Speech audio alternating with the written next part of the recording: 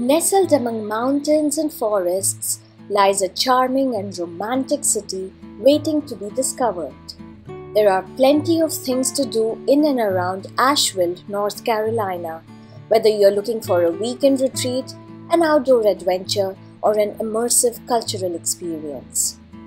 Stroll through the vibrant city of Asheville to get a real sense of place, and you might stumble upon a piece of history itself, like the Basilica of St. Lawrence.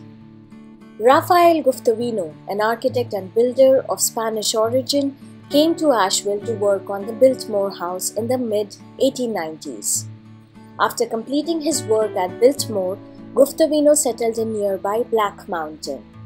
He soon declared the city needed a bigger Catholic church, and with the help of friend and architect Richard Sharp Smith, began planning an opulent testament to the local Catholic community's faith. Construction on the basilica began in 1905 and was completed in 1909 by Rafael Gustavino Jr. after his father died in 1908. The senior Gustavino is interred in a niche in the church.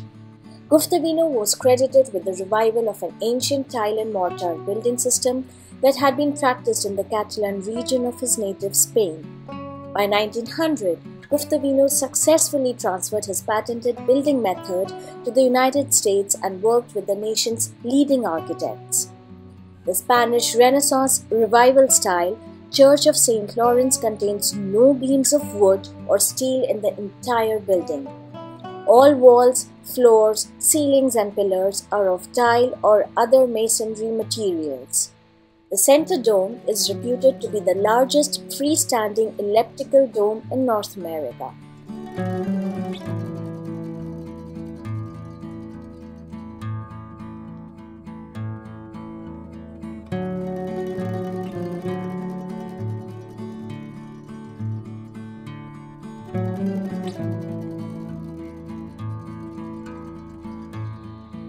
Located in the Blue Ridge Mountains of western North Carolina, about 45 minutes northwest of the city Asheville, the slow and winding roads lead up to breathtaking views of the mountains and the only Shiv-dedicated temple in mainland North America. Sri Someswara Temple is a Vedic Shiv temple at the center of Mount Som, a community commonly referred to as Mount Kailash of the West.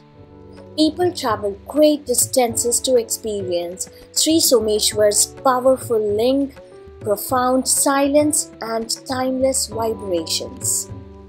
Mount Som is a 435-acre Vedic Vastu community in the Blue Ridge Mountains of North Carolina, established in 2011. The Mount Som Center includes a visitor center, a meditation hall, and the Vedic Sri Someswara Temple. The idea of Sri Someswara Temple began to take shape in the year 2006. Dr. Michael Mamas had already been laboring for years to bring Mount Som, a community dedicated to the evolution of all, into existence. It was clear to him that the technology of the Ved was required if Mount Som was to have the global impact he envisioned. A Shiv temple, constructed with the precision prescribed by these ancient texts down to every last detail, was the answer. Few can comprehend the vast resources of knowledge, skill, and funding required to build a truly Vedic temple.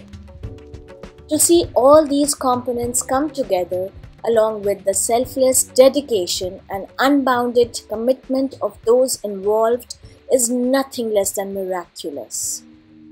The temple was built using 46 tons of hand-carved Indian granite and Vastu architecture.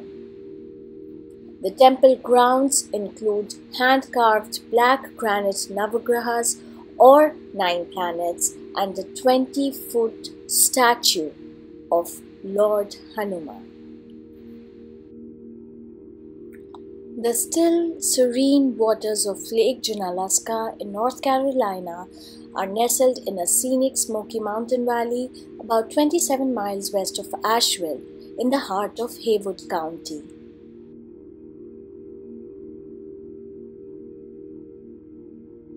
You can definitely expect a re-energizing retreat when you visit Lake Junaluska. But for those activity seekers in tow, there's plenty of adventure to be discovered here too. If you're in need of a meditative recharge, and let's be honest, who isn't right now? Come uncover the enchanting Smoky Mountain Sanctuary.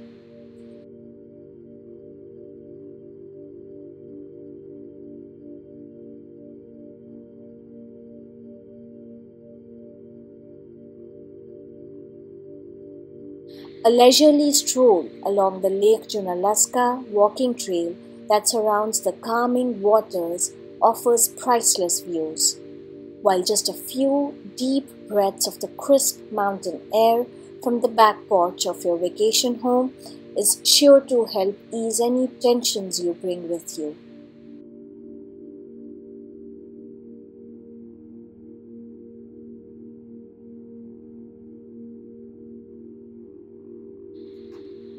Before it was a scenic getaway spot for travelers in need of some relaxation, Lake Junaluska wasn't a lake at all.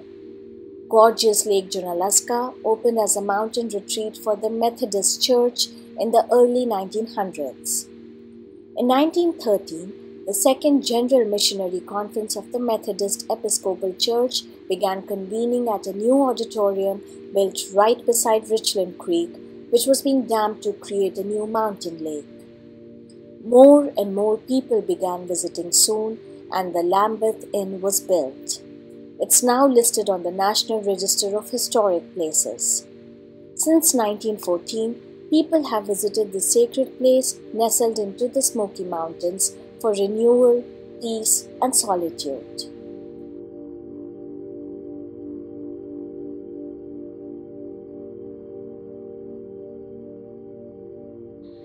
It's slow and quiet, with the lack of amenities that typically distracts like loud music, bustling waterside restaurants, wine bars and breweries. It has that quiet space and energy to help you. As Matthew McConaughey says in his Green Lights book Reconnect to Yourself, we need to place ourselves in places of decreased sensory output so we can hear the background signals of our psychological processes. As the noise decreases, the signals become clearer. We can hear ourselves again and we can reunite. Start your process of renewal at the labyrinth on the lawn east of Memorial Chapel on the lake. A labyrinth is a walking meditation or path or prayer found in many cultural and religious traditions around the world. Set your intention as you begin, what you hope to release or find an answer to. And as you wind back and forth towards the middle, start to let it all go. When you reach the middle, pause, reflect, and wait to hear or feel the messages. And then on your way back, in quiet reflection, allow the new way to integrate itself. The beautiful views along the labyrinth's parts of Lake Junaluska make it easy to tune into the silent retrospection. Catch the early rays shimmering across the lake as the mist rises and the birds start to sing. It's the serenity and stillness you need to hear the whispers of your soul.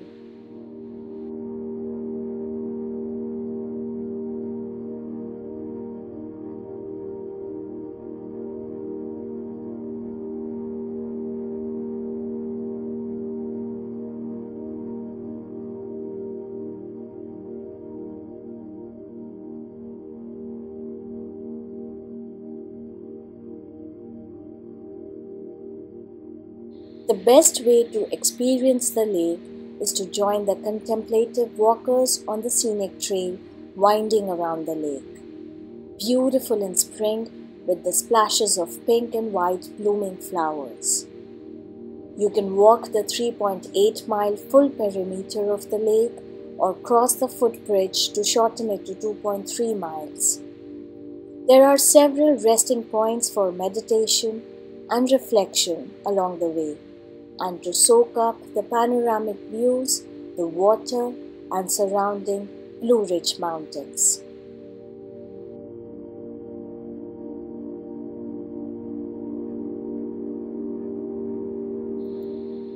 For many, a highlight to a stay at Lake Junaluska is the giant lighted cross perched high on Inspiration Point overlooking the lake. Constructed in 1922 on the elevated ridge known as Inspiration Point overlooking the lake, it reaches 25 feet high from a stone base and is illuminated with 156 lights. It's a place of enduring light and hope, especially during these turbulent times, and glows across the lake at night. Reflect with gratitude at the base of the iconic illuminated Junaluska cross at Inspiration Point as the sun sets behind the mountains, bathing the area in glowing orange and pinks of dusk.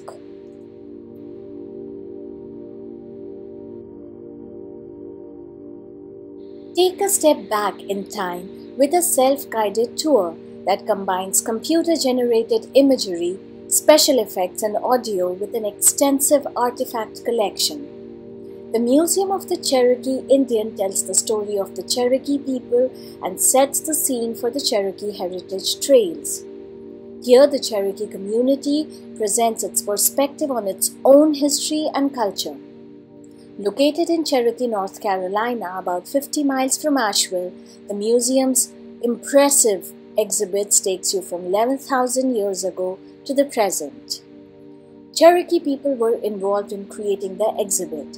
Elders as well as scholars consulted on the script. Life-size figures were created from full-body casts of local people, and many of the voices in the audio portions of the exhibit come from tribal members. The award-winning exhibit combines artifacts with interactive technology, special effects and colorful graphics. The tour begins with the Story Lodge, where ancient Cherokee myths appear through computer animation.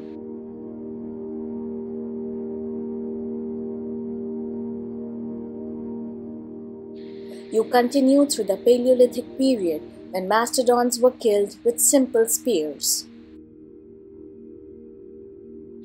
Through the Archaic and Woodland periods, people adapted the environment to their needs, creating agriculture, trade, and villages.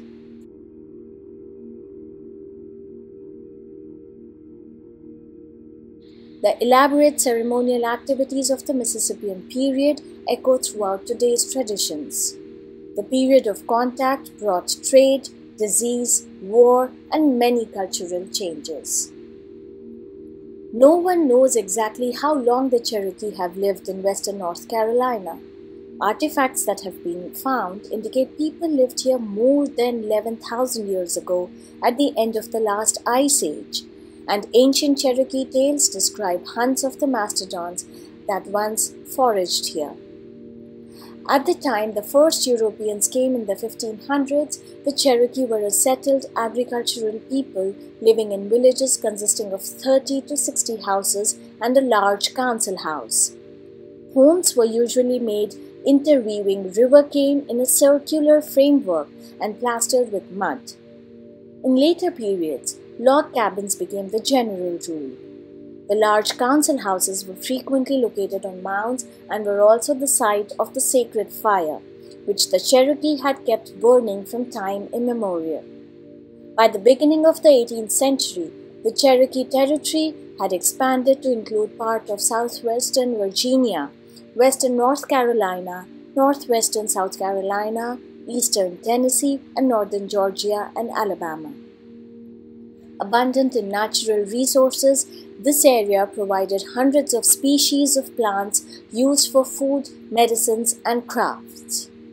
A wide variety of trees provided fuel, weaving fibers, twine, medicinal barks, and the framework and covering of dwellings, while plentiful animals provided food, clothing, shelter, and medicine. Cherokee women did most of the farm work, harvesting crops of corn, beans, squash, and sunflowers. Cherokee men did most of the hunting, using bows and arrows and blowguns to shoot deer, wild turkeys, and small game, and using fishing poles and spears to fish. Cherokee dishes included cornbread, soups, and stews cooked on stone hearths. They made their own pots, utensils, and baskets. During the early 1800s, the Cherokee adopted their government to a written constitution and established their own codes and schools. Particularly noteworthy was the invention of written language by the Cherokee scholar Sakya in 1821. Utilizing an ingenious alphabet of 86 characters, almost the entire Cherokee nation became literate within a few years. A Cherokee newspaper, the Phoenix, began publication in the native language in 1828. By the 1830s, the federal government no longer needed the Cherokees as strategic allies, and land speculators wanted this land for plantations and for the gold that was discovered in North Georgia. In 1838, the government forced the removal of the Cherokees in the east to Oklahoma. Over 16,000 Cherokee began the long march, with 1/4 to half dying along the way of the Trail of Tears. The Cherokees in western North Carolina today are the descendants from those Cherokees who were able to hold on to land they owned, or hid out in the hills, or were able to return. Today, the eastern band of the Cherokee Indians is a sovereign nation of 100 square miles with more than 13,000 enrolled members, a place where modern people respect and preserve the history of their people.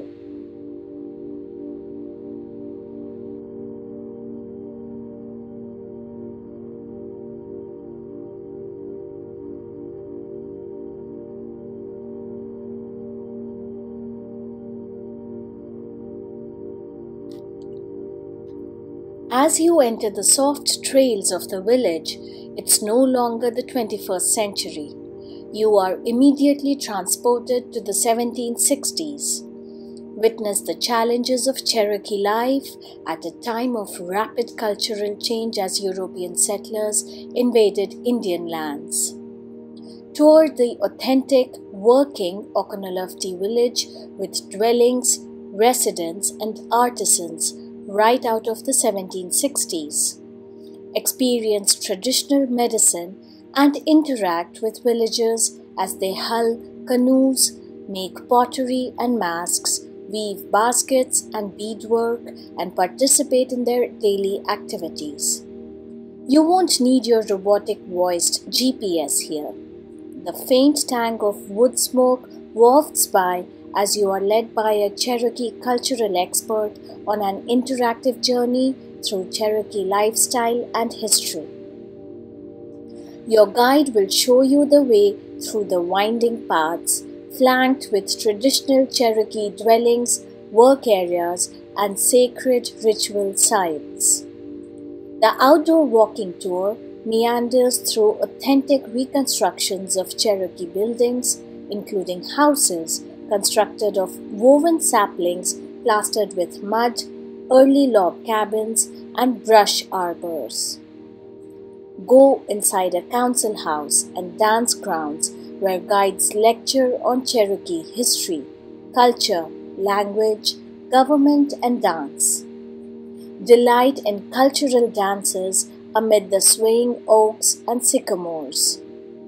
Watch as a village prepares for war. Be amazed by a blowgun demonstration. Ocanaluftee Indian Village is much more than just a place. It's living history.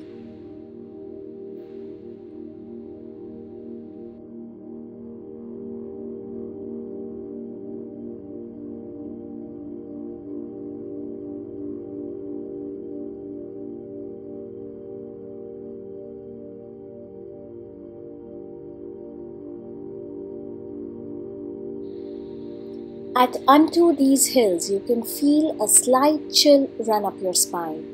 but not from the mountain winds shifting their direction in anticipation of the coming dusk. It is from your anticipation of the coming drama. Unto These Hills drama is the tragic and triumphant story of the Cherokee that traces back to the years before the heartbreak of the Trail of Tears to the present day.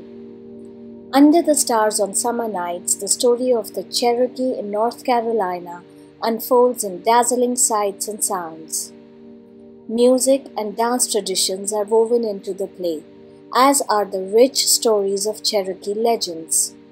The historical production portrays the arrival of Spanish explorer Hernando de Soto in 1540, the participation of the Cherokee in the Battle of Horseshoe Bend, and the removal of the Cherokee from their ancestral lands on the Trail of Tears in 1838. Unto These Hills honors some of the most revered Cherokee heroes, including Sakya, creator of the Cherokee alphabet, Junaluska, the wise leader, and Sali, the brave warrior who gave his life for his people. A large cast and technical staff recreate the pageantry of traditional festivals, a Cherokee wedding, and the world-famous Eagle Dance. Unto These Hills is set in the Mountainside Theatre, an outdoor theatre that seats 2,800. More than 6 million people have loved the heart-wrenching action and soaring triumph of this telling of the Cherokee story. Since its debut on July 1, 1950, Unto These Hills has told the tale of Cherokee life from 1780 to the 21st century.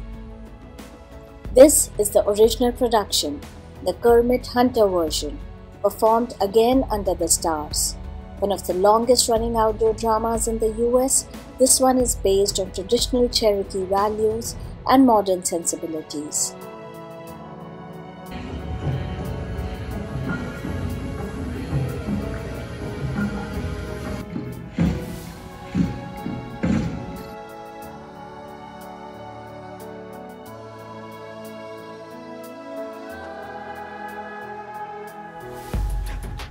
The eternal flame burns at the entrance to the Mountainside Theatre.